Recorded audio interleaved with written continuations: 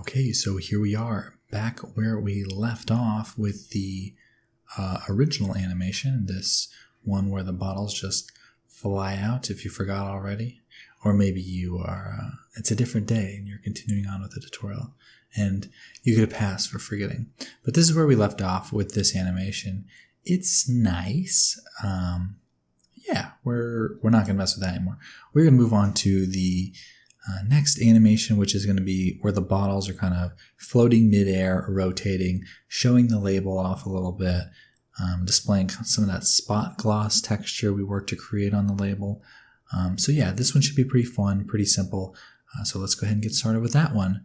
What we will be doing, and I did things a little bit different in the phone animation tutorial where I did all these separate collections, but I still don't know that this is the most ideal way to work, but I think it's a little bit better, is to work with different scenes, which will allow you to change a lot more settings within the, kind of the settings. And we're not actually going to change that many, but I think it's a better way to work in terms of organization. So up here we have a scene, and that's like everything here. So that's all our resolution, our settings, our sample count. I think that those all will change with a new scene, or you can change them, but they'll be the same in the other.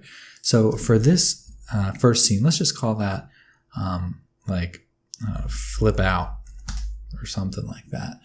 So this is the flip out scene. Now what I want to do is create a new scene, and you have a few options here. So copy settings is an empty scene, but it's going to keep everything like maybe your frame rate and stuff. Honestly, I haven't experimented a ton with this, but new scene, I guess, would just be like a totally blank. I guess use your default Blender settings, but the one we want to use is full copy. I think if you use linked copy, then the animation, for example, will be linked between the files. I'm not exactly sure what that's for. Maybe if you just wanted like the resolution to be different or something. Again, not totally sure, but what we want to do is full copy. So that's going to add a new scene, which now will be flip out 001. But I'll name that maybe just float with 1T. And so now we have a new scene. So now I think we could do things differently. You could tell I'm kind of thinking about what I say here. So from the little experimentation I did do, I noticed that the materials will be linked still. You can see that's still just called foil. And, if we were to like unplug this color, well, that's not doing much, but if we were to change the color, again, let's change it to something like that, then I think in the other scene, it will also be changed. Yes. So let's go back to our float scene and undo that. So the materials are the same, but I think we did get total copies of the bottle. Yes. So there were only 3 bottles. They're still linked though, I think. Well, these 3 should definitely be linked. But are they linked in this one? No, they are not. So that is the difference. We got unique objects, but the materials stay the same, which honestly works out pretty good. Just note that if in this scene, for example, like maybe you're showing a white wine and then a rosé and then a red wine, you would want to make sure you're creating a new bottle material. You wouldn't want to go back to your other scene and realize that you're actually changing the total material. But material's pretty simple. If you mess up, you can go back and redo it. It's good practice. Builds character. So we've got my hacky description of what we just did there. What I want to do though is I want to just go ahead and wipe out all the animation. So let's do that. Let's just go to frame 0, select everything, and now just in case there were a few channels hidden here, I'm going to press Alt H to unhide things, reveal curves. It looks like nothing was hidden. So I'm just going to press A and then press X to delete all the keyframes. So now this scene is not animated. But once again, let's be sure. If we go to our flip out scene, things are still animated. Yes, they are. So let's go back to our, don't get confused now. For some reason I had to name them both starting with F's. So now we have a nice kind of blank scene here where we can set up our floating shot where we will not be using these cubes. We will be using 3 bottles though. Now I'm going to go ahead and just reset the rotation of these bottles. So those are zeroed out. This one has a weird rotation, so I'm just going to press Alt-R. Okay, so now they're all zeroed out. You can see these are facing odd directions though, just because of the way I rotated them in the last scene. But basically, and I should have deleted the keyframes when they were in triangle formation. Basically what I want to do is I just want to get these into kind of like a trio again, so that we can have them all kind of up in the air. Now, this may be a little confusing to some. I got a question on one tutorial one time that was not sure why I did what I'm about to do, but instead of moving these all up, we want to, and I'm going to try to make an example out of this poor bottle over here. Misbehaving. Not making any music. The wrapper bottle. I don't even remember what the wrapper reference was, but I was washing back and apparently I did that. Let's do Alt-D. We'll call this the sad bottle. Sad bottle over there is not going to be part of this party. And that bottle's going to be there to set an example. So what I'm going to do is I'm just going to, for the sake of evening things, I'm going to select those, Shift S, snap my cursor to selected, and then I'm going to add another empty, which is going to control this group, basically. So let's add an empty, and we'll make that we'll make it a cube, just to be even more confusing. We can have cubes on cubes on cubes. I don't know why, I just like cubes. So I'm over here in the empty tab. Oftentimes, if you add an empty and you can't see it, it's probably like way too big. And it's probably something in the scene settings that will control that default size, or maybe I can do it in the user preferences, but it just never seems to be the size I want right off the bat. But I got this empty, and let's go ahead and press F2 to rename that. We'll change the name to that to group controller. Always a good idea to name your objects. I'm not the best at it, but it does help a lot. Once files start getting nasty, you better have those names. So this is an empty, just all by itself. But what I want to do is parent all these objects. So select that one, and I don't need to do all the objects, by the way, because the way the parent-child relationship works, the bottle itself and the foil is all parented to the empty. So I just need to parent the parents to the new parent, if you follow that. So make sure this one's selected last. Anytime you're selecting objects, and you have multiple selected, there's going to be dark orange ones and then one light orange. The light orange one is the active object. So that is typically the one that you select last. If I wanted to change the active object, I could select that, but I want to select that. And you have to be careful not to accidentally select the plane in the background, because then you'll get in this very annoying loop of trying to deselect things, which is difficult and frustrating. So we have the active object as that empty. I'm going to press Control P and parent to object. I usually do keep transform, but that's usually only an issue if there's existing odd transforms, I think. Set parent to object. So maybe if it was parented to something else and you did keep transform, it would apply the previous parent's transform and then parent it, something like that. Play around. That's how you learn Blender. You got to do it the wrong way and see what happens. So like I said, I want these to be floating. So now I can just select this one empty, move it up, and then we don't need to move it up too much, but I don't really want to see the floor.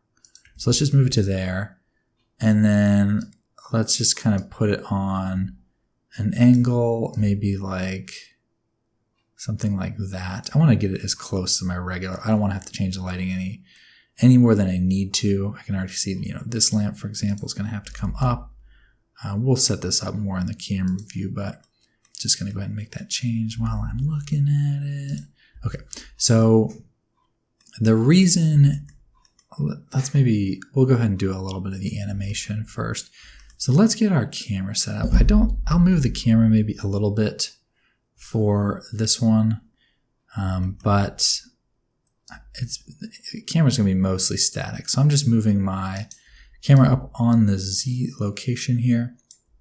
And I guess I should be looking over here.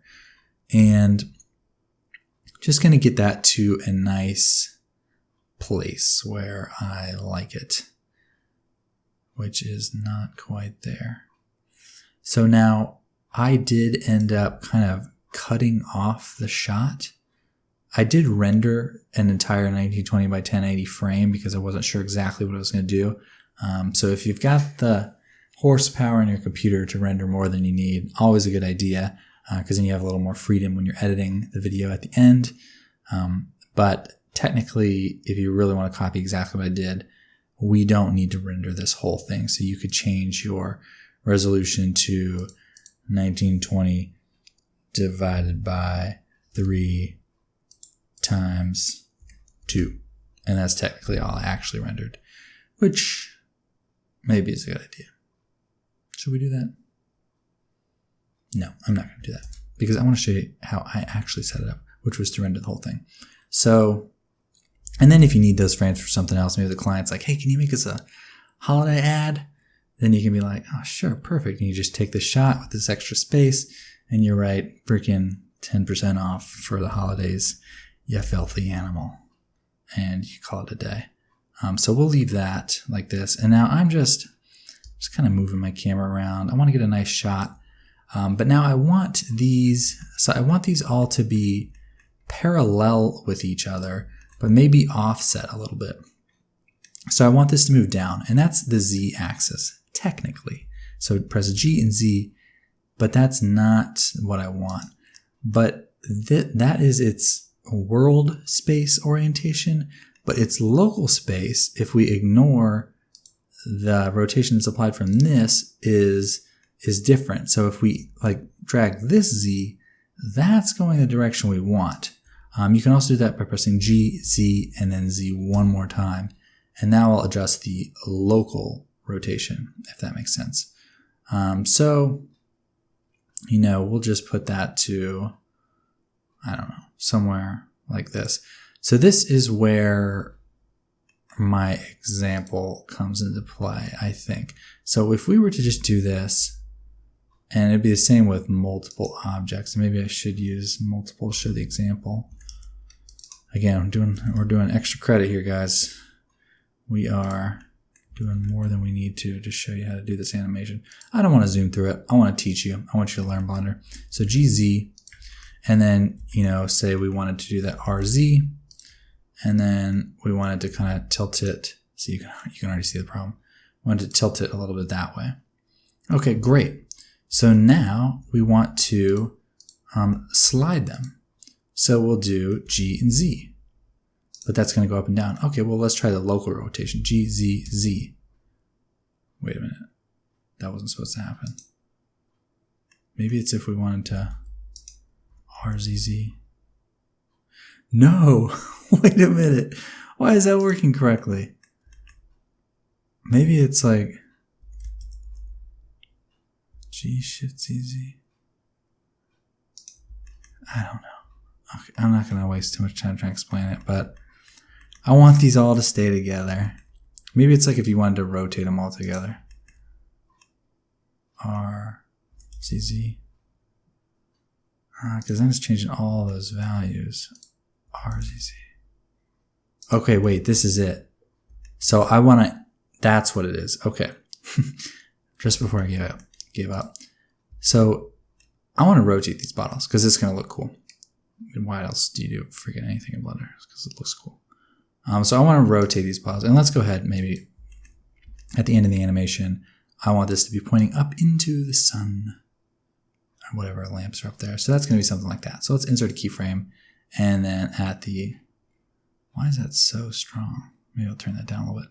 And then maybe at the beginning of the animation, right around there, it is kind of pointing down a little bit so that it looks up into the light. Another similar technique we used in the cell phone animation tutorial. So we'll say it looks up into the light. We've got a nice animation there. We can control this curve, and it's just this one nice curve. However, if we wanted to do the same thing over here, okay, so we'll set the Z rotation, insert single keyframe, and then we want to set the Z rotation again. That's not right. So if all you're trying to do is reposition objects and not animate them, like maybe for just a still render, then you could press RZZ and then do your rotation. But you can see how all those values are changing? So if we just insert the keyframe there, it's like, it's actually, even though visually we are seeing this just rotate on one axis, to make that happen because of the weird orientation, it's actually rotating on the other axes as well. I'm not going to spend too long explaining it. I'm going to press delete. I think that was enough explanation, but once again, experiment, see what goes wrong, and consider using another empty, because empties are really your friend when it comes to animation. So now I can just do some easy stuff. Move this down on the Z. See, that's the other thing. All right. I said I wasn't going to do more examples, but had I had the bad kids over on the left side there still in the scene, if we tried to move this on the Z, to get that, it would actually have to move back a little bit, over a little bit to get that, to achieve that. But now we can just control one value. So as for the animation itself, I am not going to double check what I actually did, because I know the animation stuff I did, and I can teach that to you right now. And then maybe while we're at it, we can get this stuff formatted how we like. So let's just move.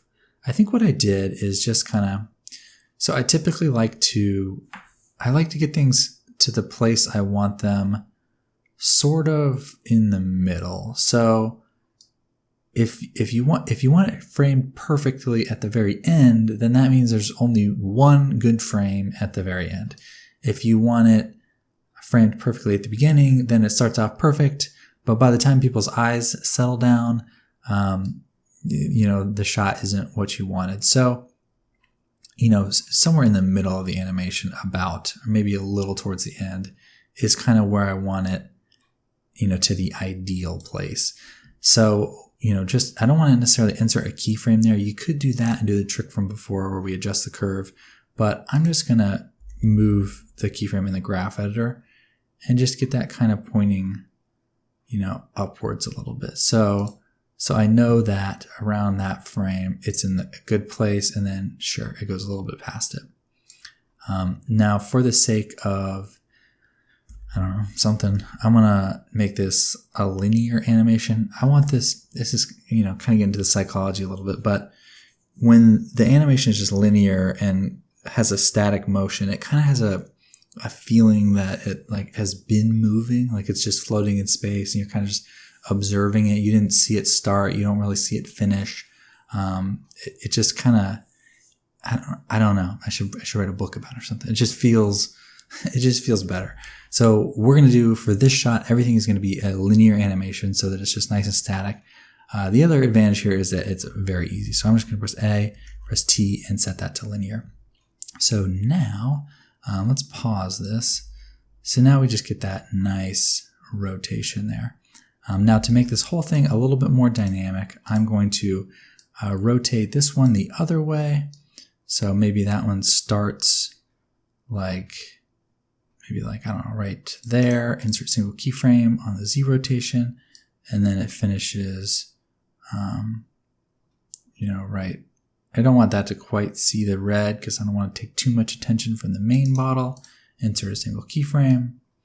And you can see, I know I'm always talking about how I'm a perfectionist. Well, I want that to rotate the other way.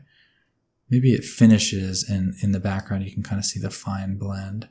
So maybe it finishes right, replace a single keyframe, finishes right there, and yeah, starts right here.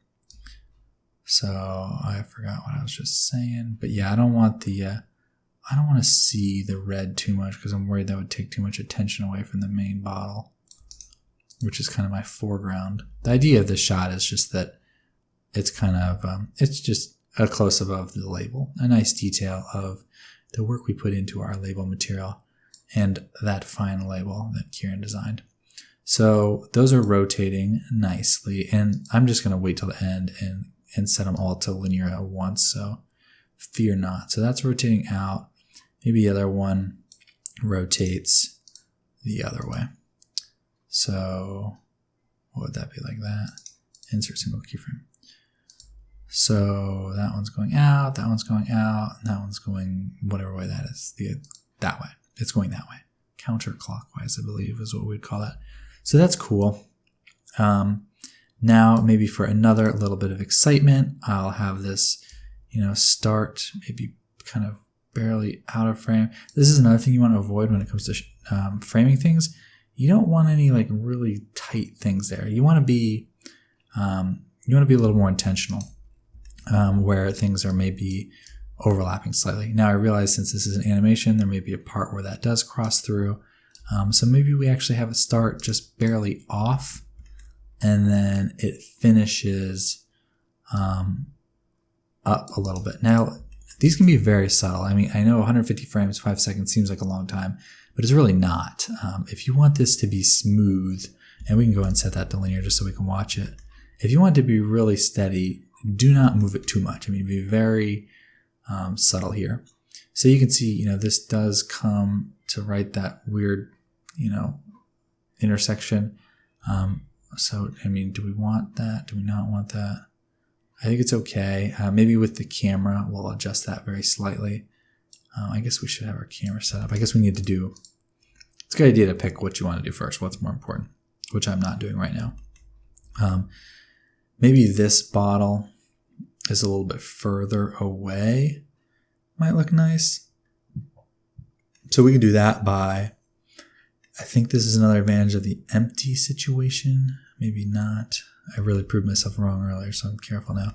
If I press G and then Shift Z, that will constrain it to just the X and Y. But if I press G, Shift Z, Z, getting a little confusing, it will allow me to move it on that plane. Well, actually, that doesn't really matter. As long as I'm not changing the rotation, it'll be fine. So yeah, I just want to move this so it's like further away. So maybe like right there. Let's see what that looks like. So you would only really need to press the G, Shift ZZ if you're looking through the camera, for example. Yeah, I'm just going to try to find a little bit of a nicer, maybe all the bottles are kind of like going up a little bit. I want to see a little bit of the label. Let's play over here so we can see what this actually looks like with the color. Ooh, okay, we're a little bit too close to the wall. We can move that back though. And then this one is just a little bit too much in my face. So let's G, Shift Z, Z. Since I already have some Z keyframes. You know what? Let's just pull the camera back. Got the camera selected, Shift tilde. If you just click in the rim there, you should be able to grab the camera. So let's get this to a better place. Maybe something like this.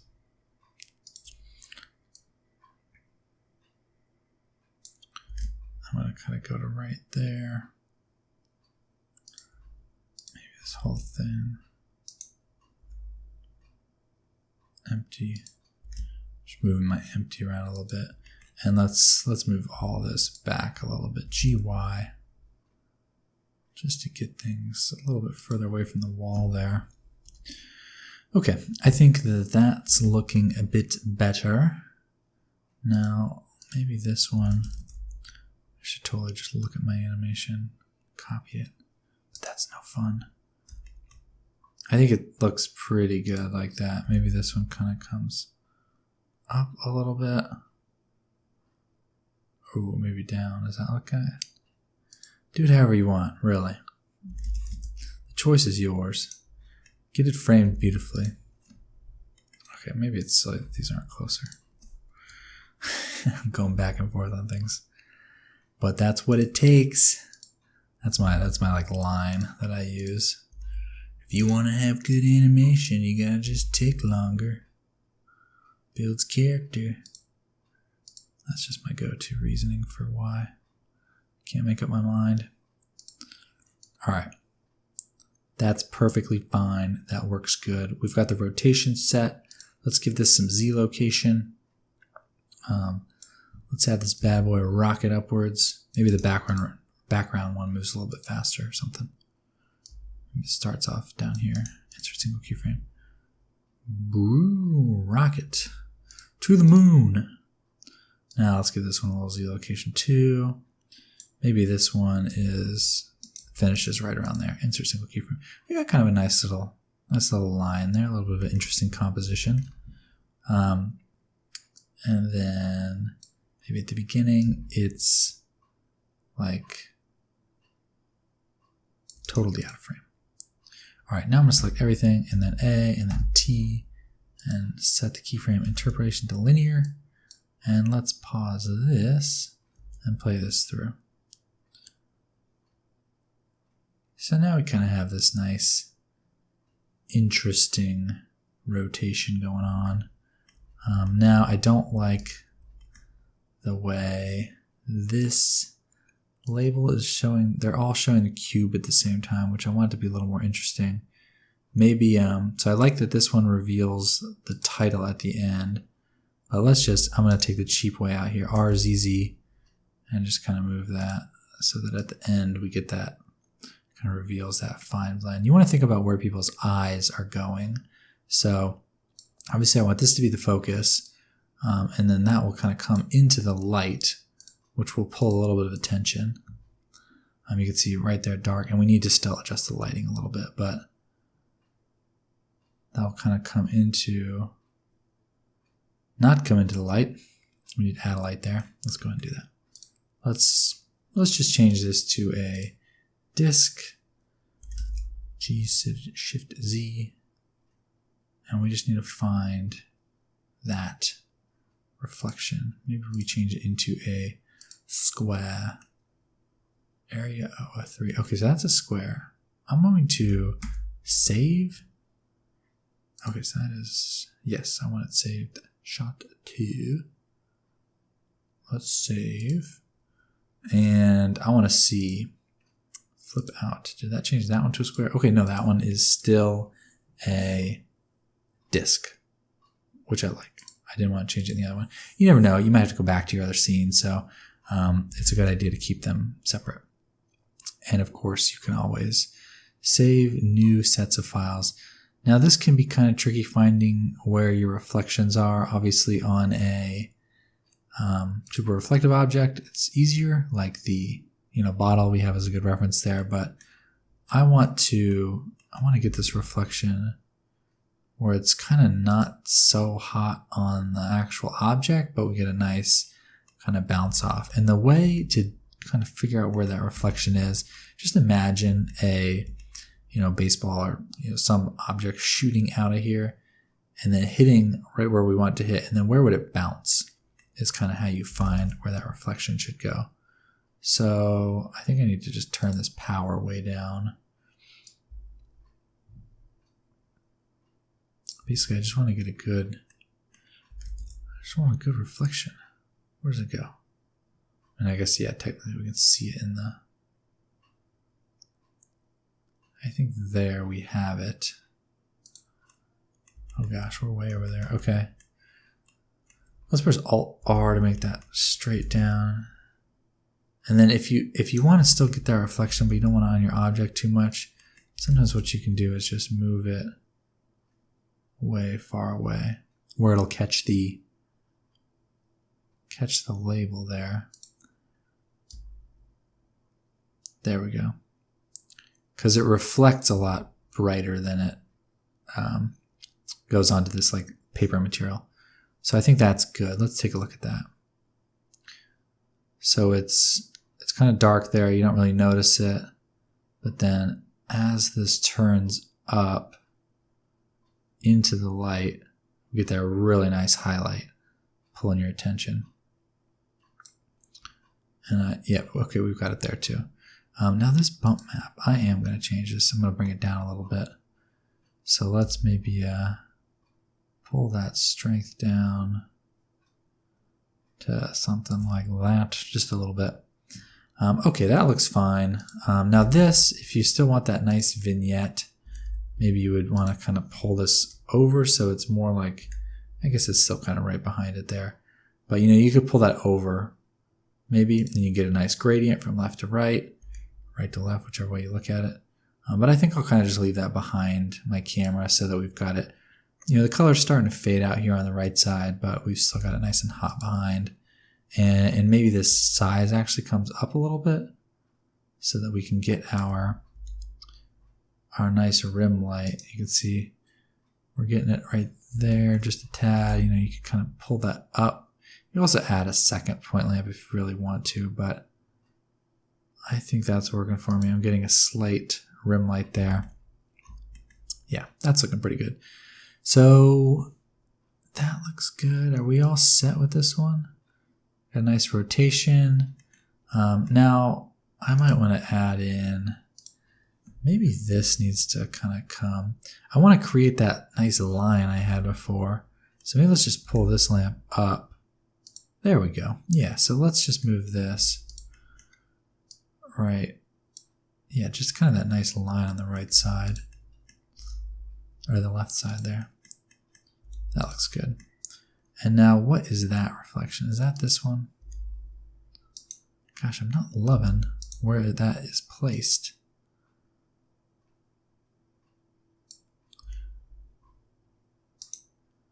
Kind of have to just slide things around. Maybe we make it a little bit. Should we make it bigger? Or you know what? We could use a reflector to do that. Once again, I don't want to spend too much. Okay, so now I'm noticing these are about in the same place, which is the time where I delete one of them. And then we turn this power back up because we just screwed ourselves. So I want this to be, let's pull that down. So that is going to be both lighting this side and reflecting for the label. I don't know why it took me so long to figure that out. I could have cheated and looked at my original animation file. Now this is good. If the it's kind of weird with the shifting color, like the way this comes into shadow, it looks a little bit too dark, but then up here it's a little bit too light.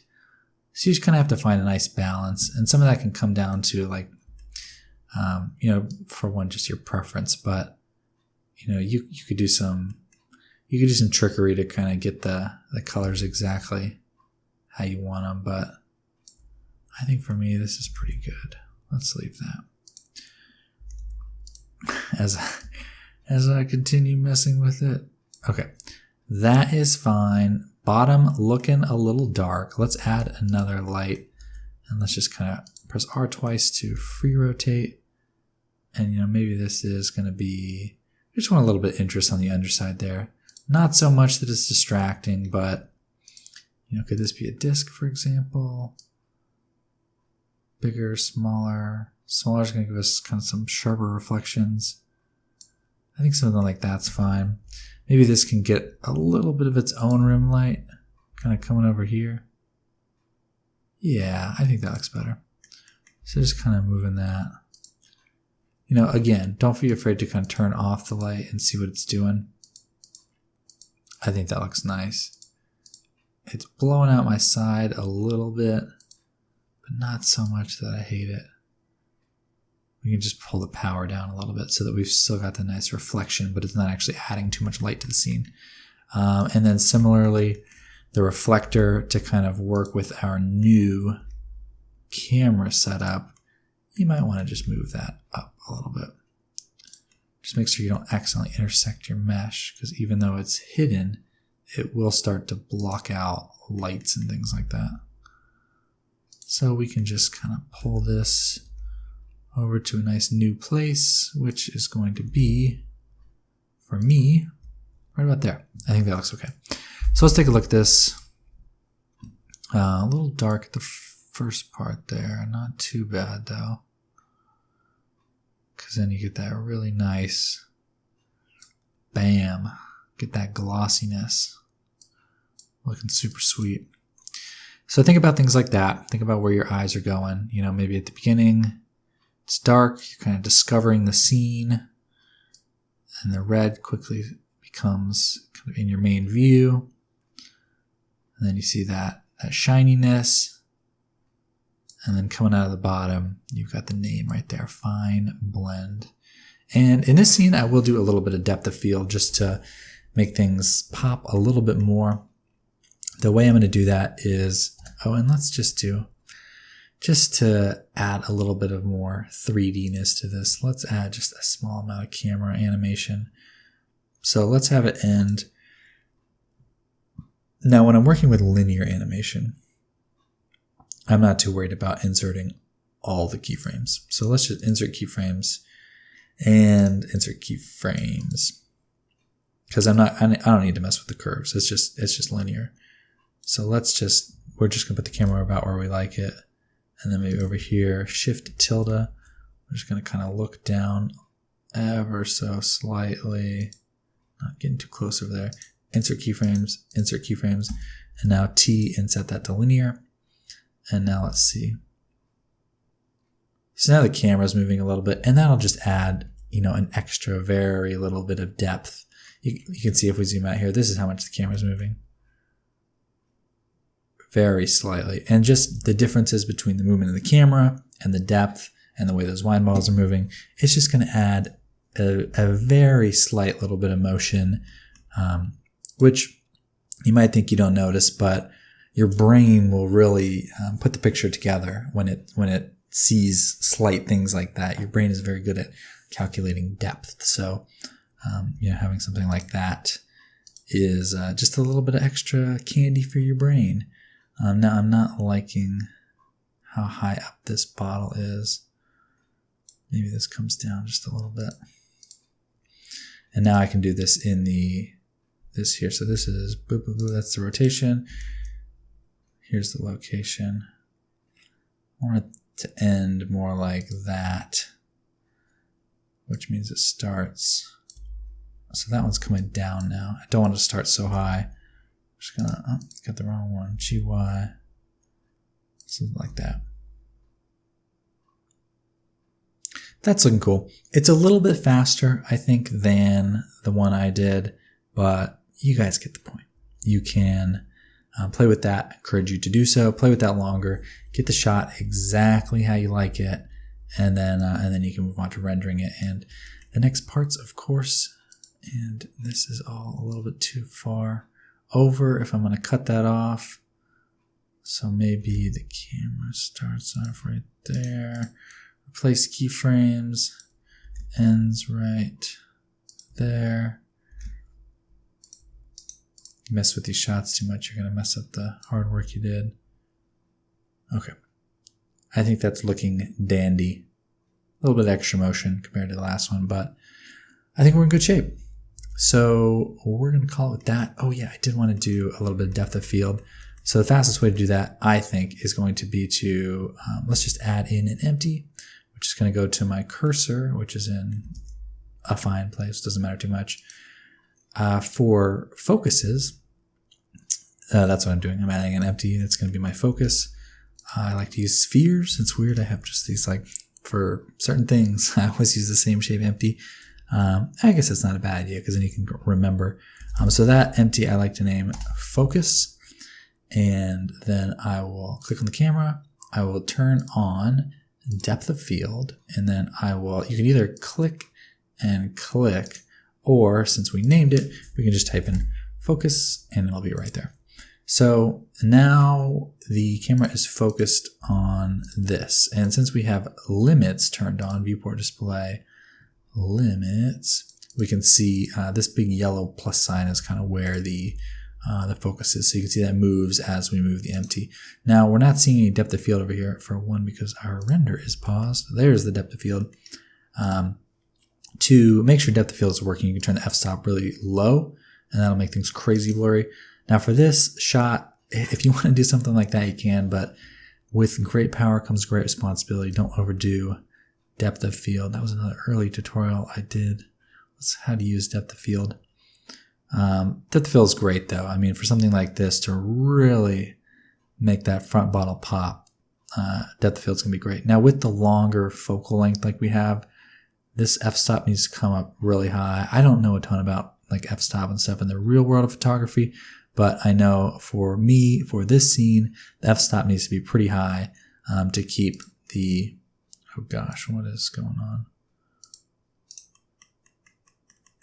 Oh, I didn't even realize my hand was like literally locked on the shift key. I was like, what is going on? So the f-stop needs to be pretty high.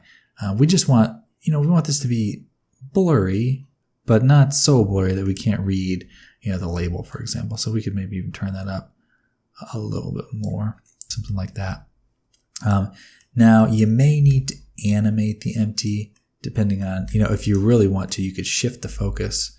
Maybe at the start, it's, your focus is way down on the back bottle or something. But I think for me, I want to just kind of stay on this main label. So let's just find where that is here.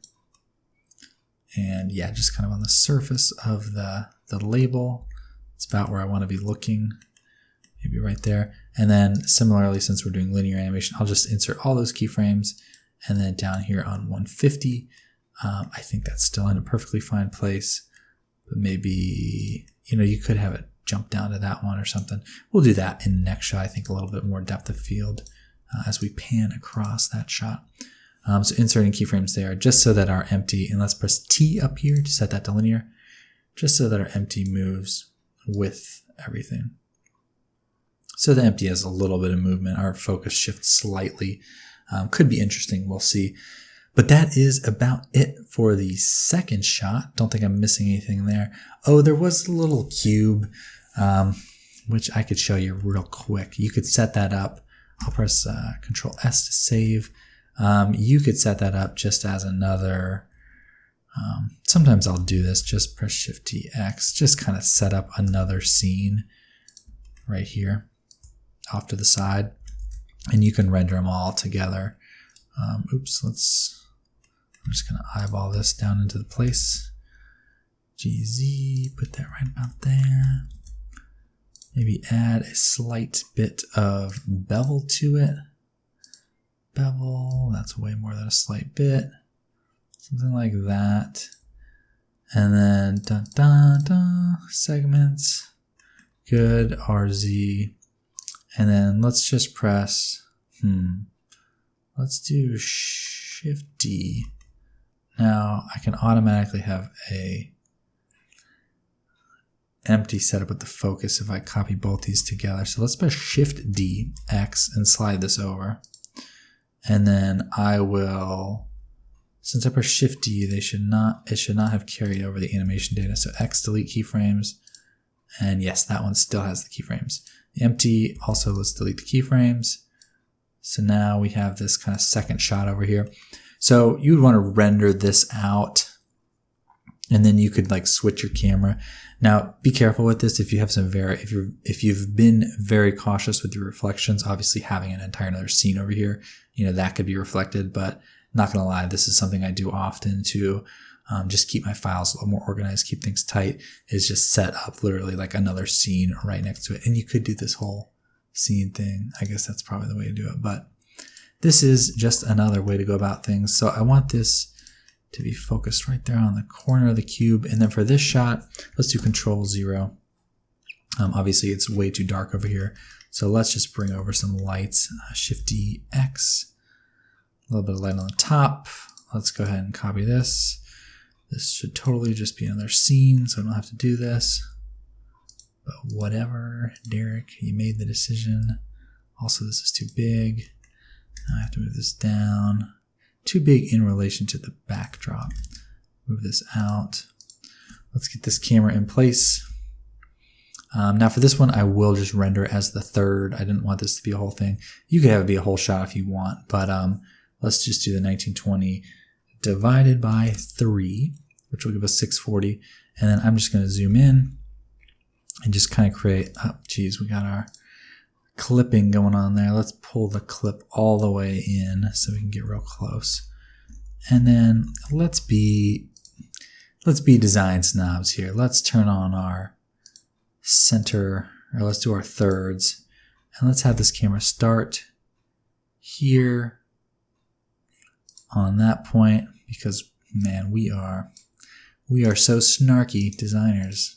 It's a statement on the rule of thirds, you know. It's like, it's a statement on modern design and what's important. I should have inserted rotation keyframes too. Let's keep this exciting. Insert keyframes, and then let's come over here and then have an end at the other third point, because we're so smart and cool. Insert keyframes. Now I want this to feel like it's a little further away. I probably should have done this first, but maybe let's like crank that focal length up to really high, almost orthographic looking. Shift tilde. Now I want to see a little bit of the cube in the background, so let's kind of like maybe something like that. This is just a detail shot, just kind of like, it's trendy, you know. It's just something people do where they've got these kind of like moody shots off to the side. Honestly, I like it a lot. I mean, it looks pretty cool. So it's trendy and we like it. And our client will like it too, right? So this is how I set up a shot like that. Just kind of, just linear, A-T, linear, set it to linear. And then boom, we've just kind of got this cool little cube shot. Pretty hot on top, pretty light on the sides. If you wanted to, you could add your reflector, would probably be a good way to kind of brighten up that right side a little bit. Get a little tritone action going there. Some nice grays. The focal length, we want to get that focus right there on the edge. Something like that. If you really wanted to do that quicker, you could press tab, go in edit mode, shift S, cursor to selected, and then shift S, selection to cursor. And now it's focused right on the edge there. And it's beautiful. Now, I think this would have to, so when we're in really close there, we can see the segmentation. So let's shade that smooth and maybe even make it a little bit tighter. Never mind. Let's see, where's our depth of field? So why is this not? We need to pull that up even higher. You can't even see it. Am I focused on the right corner here? You know what? This might not have pulled the right focus. Focus 001. Sure. Super out of focus. Maybe it's because I used the 120. Maybe we're too close there. Like this edge should be in focus. Oh wait, it is in focus. It just doesn't look like it is because it's soft. Wait, is that right? Shade flat. Okay, yeah, it is. Because if we shade that flat, we can see that we can see the edges there. All right, let's make this bevel a little bit smaller so that it's tighter and we can see that. Okay, now the depth of field is a little easier to see. Troubleshooting. It's a lot of what Blender is. So now we can pull this way more down to something like that. Now we've got this really cool detail shot where we can see that sharp edge, but everything else is out of focus. Nice moody vignette. You could even animate the focus, like moving down that edge or something. That'd be pretty cool. Not going to do it. Homework, figure out how to move the focus down the edge. So then you could render that shot out separately and use it in your animation just as a nice little branded detail. Something that you can't do with stock footage, is make the, where are you going to find that? It's a cube panning animation. I'm sure you could find it somewhere. Someone will probably follow this tutorial and upload that to a stock photo website. I would put money on it. There are so many people on Upwork and Fiverr using my phone tutorial as proof of their ability to do animation. Hey, maybe some of you can do it. Maybe some of you can't. But I gotta say, just following the tutorial, you gotta have some creativity to go with it too for those real client projects. Anyways, that's enough talk about that. This maybe should be a separate scene doing the same thing we did up here before. But I I just did it that way because I'm in charge. I'm making the rules here today. So this shot though, just Control 0, looks nice. Of course, you'd have to change the settings back, the render settings back to 1920 by 1080, and that's why we should have done the scene. But hey, lesson learned. I'm here to show you the wrong way to do things too, so that you can do them the right way. Anyways, I hope you enjoyed this second part of the animation, and third. We covered the cube too. But now we'll set up that last shot. Should be pretty simple. I'm sure by now you probably get an understanding of kind of how this sort of thing works, but I will walk you through that just so we've got nothing on the table. And then I think I will spend a little time at the end of the tutorial just talking about how I render things out and then how I tie it all together. I actually use After Effects, and I've been kind of mentally battling with what to do for that part. I'll probably just kind of walk you through my file.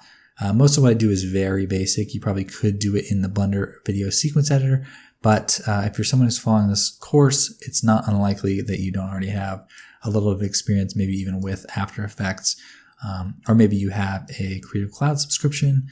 I don't love Adobe, if I'm being all honest, but it is kind of the industry standard, and I have been using After Effects for a little while now for things like stringing my rendered clips together and adding basic stuff like text, which you totally could do in the Blender Video Sequence Editor, but I do it in After Effects. Anyways, that's just a small note on that. I think we're all wrapped up here with this one. Let's go ahead and move on to the next section. I will, let's just go ahead and change this back to 1920. What a waste of time. Tab 1080. Okay. And we're going to save, and we'll pick up right here in the next part. So I'll see you there.